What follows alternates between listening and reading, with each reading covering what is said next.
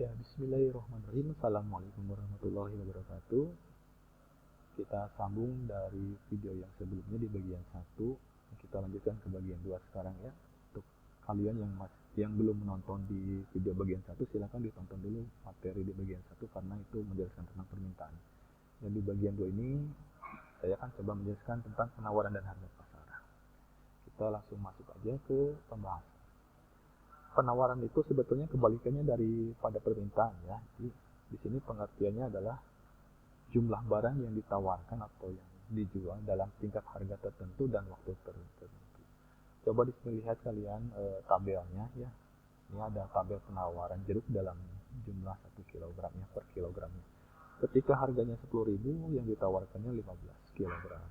Ketika harganya bertambah jadi 12.000, barang yang ditawarkan juga bertambah jadi 20 kg.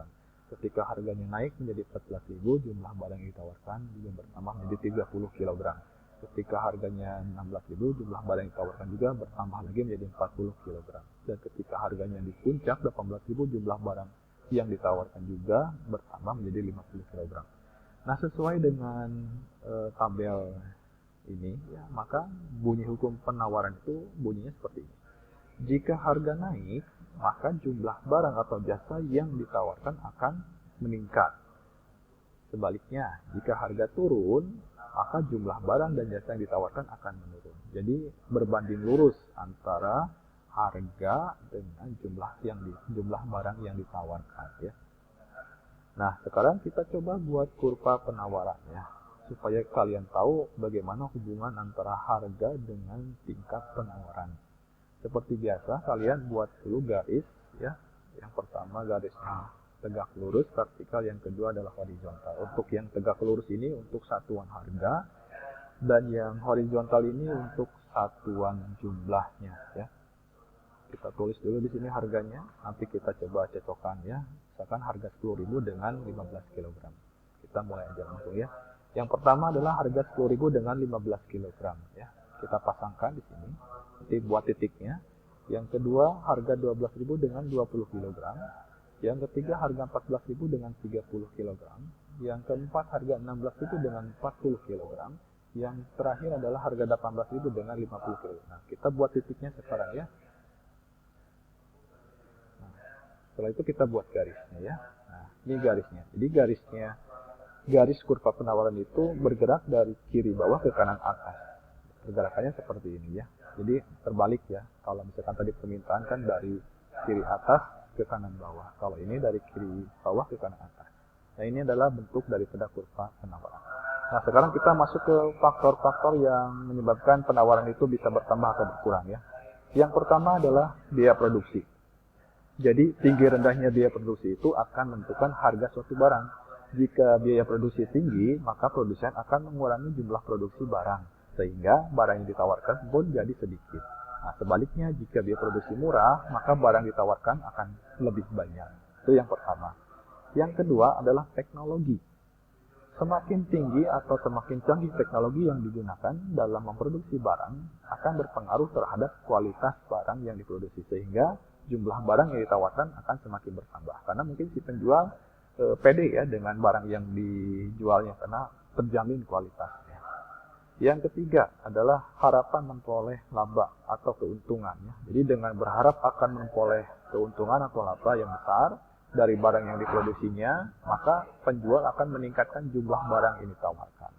Itulah 3 faktor yang mempengaruhi tinggi rendahnya penawaran. Nah, sekarang kalian coba buat kurva penawarannya dari tabel yang tersaji di sini ya. Nanti seperti biasa kalian silakan buat tabelnya di buku catatan ya, kerjakan tugasnya di buku catatan, kurvanya nanti setelah itu dikirim ke WA Bapak ya.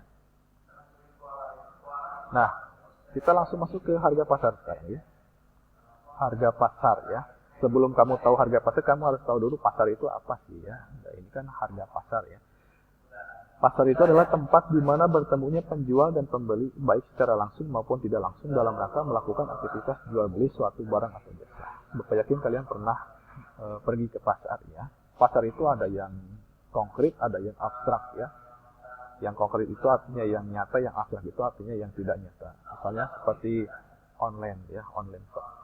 Nah, baik, berbicara tentang harga pasar adalah harga yang terbentuk pada titik pertemuan antara kurva permintaan dengan kurva penawaran. Secara sederhana bisa diartikan sebagai harga kesepakatan antara penjual dan pembeli. Oleh karena itu, harga keseimbangan terjadi akibat interaksi permintaan dan penawaran di pasar. Maka harga keseimbangan bisa juga disebut harga pasar. Jadi contohnya seperti kalau misalkan kalian mengantarkan ibu kalian ke pasar belanja, pasti itu ada istilah tawar-menawar antara pembeli dengan penjual. Sehingga ketemu di satu harga yang memang sepakat antara pembeli dengan penjual. Nah, kesepakatan itu disebut dengan harga pasar. Jadi seimbang antara permintaan dengan penawaran, ya, demand dan supply-nya seimbang. Nah, di sini Bapak sajikan tabel permintaan dan penawaran jeruk ya dalam 1 kg. Jadi yang tadi digabungkan ya dengan harganya yang 10.000, terus 12.000, 14.000, 16.000, 18.000, dan ini jumlah permintaannya ya. Jumlah permintaannya ketika harga 10.000, jumlah permintaannya 50, yang ditawarkannya 15. Ketika harganya 12.000, jumlah permintaannya 40, jumlah penawarannya 20. Ketika harganya 14.000, jumlah permintaannya 30 kg, jumlah penawarannya 30 kg. Ketika harganya 16.000, ya, ini jumlah permintaannya 20 kg dan jumlah penawarannya 40 kg. Ketika harganya 18.000, jumlah permintaannya 15 kg dan jumlah penawarannya 50 kg. Nah, kalau misalkan kalian lihat mana yang disebut harga pasar? Yang disebut harga pasar itu apabila jumlah permintaan dengan jumlah penawarannya seimbang. Ini 50 dengan 15 beda, 40 dengan 20 beda, 30 dengan 30 sama. Berarti ini ya harga pasarnya adalah 14.000. Nah, kalau misalkan dibuatkan kurva harga pasar, ya berarti tadi ya kurva harga pasar itu adalah gabungan antara kurva permintaan dan kurva penawaran. Maka akan terbentuk kurva harga pasar atau harga keseimbangan. Ya, jadi yang tadi kurva harga permintaan dengan kurva harga pasar ini kita gabungkan. Nanti akan ketemu di satu titik yang sama ya, perpotongan antara garis kurva permintaan dengan kurva penawaran. Itulah yang disebut harga pasar. Yang sudah kita ketahui bahwa harganya adalah di angka 14.000. Nah, ini ya, ternyata betul ya harganya di angka 14.000. Jadi harga pasar itu yaitu merupakan titik pertemuan antara kurva permintaan, nah ini yang garis merah, dengan kurva penawaran. Disebut dengan titik keseimbangan atau kita kenal dengan istilah harga pasar. Berarti harganya di 14.000 ya. Nah, itu saja anak-anak yang bisa Bapak sampaikan, semoga bermanfaat. Terima kasih sudah menonton, dan kalau misalkan kalian ada yang perlu ditanyakan silahkan tanyakan ke Bapak ya. Assalamualaikum warahmatullahi wabarakatuh.